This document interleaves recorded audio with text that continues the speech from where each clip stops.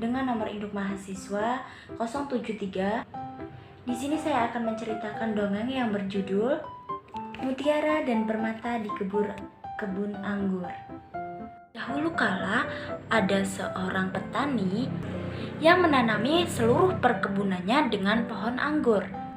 Setiap musim panen anggur tiba, perkebunannya penuh dengan seluruh untayan anggur yang bercahaya seperti mutiara. Dari kejauhan orang-orang sudah mencium aroma anggurnya yang semerbak, wangi dan manis. Dan si petani itu menjadi kaya dengan menjual anggur-anggur yang dipanennya itu. Dan kehidupan keluarganya pun menjadi makmur. Kemudian si petani mempunyai 2 anak laki-laki.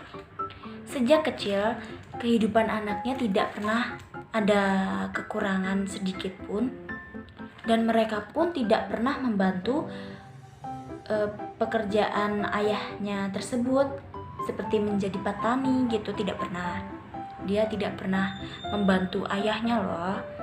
Perlahan-lahan usia petani pun itu beranjak tua.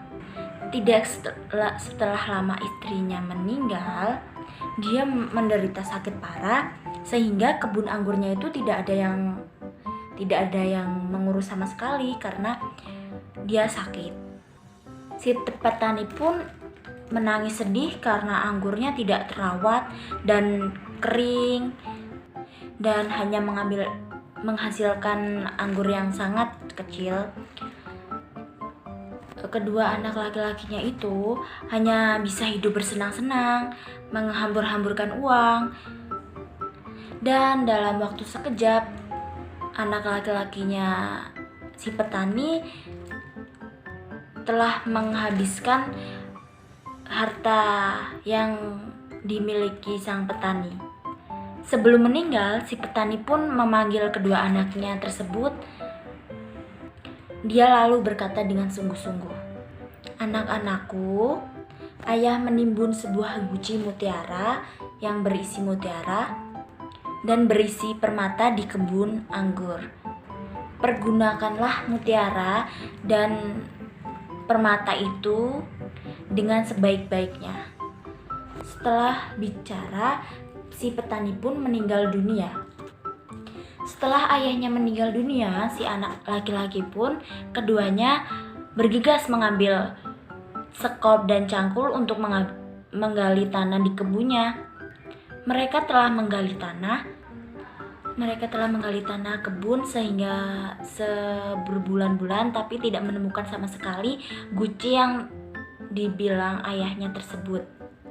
Meskipun begitu, si anak tetap menggali tanpa putus asa untuk menemukan sebuah gucinya yang dibilang ayahnya tersebut. Dan sampai akhirnya mereka berhenti menggalinya dan akan dilanjutkan tahun depan. Kemudian beberapa tahun mereka membuang sekop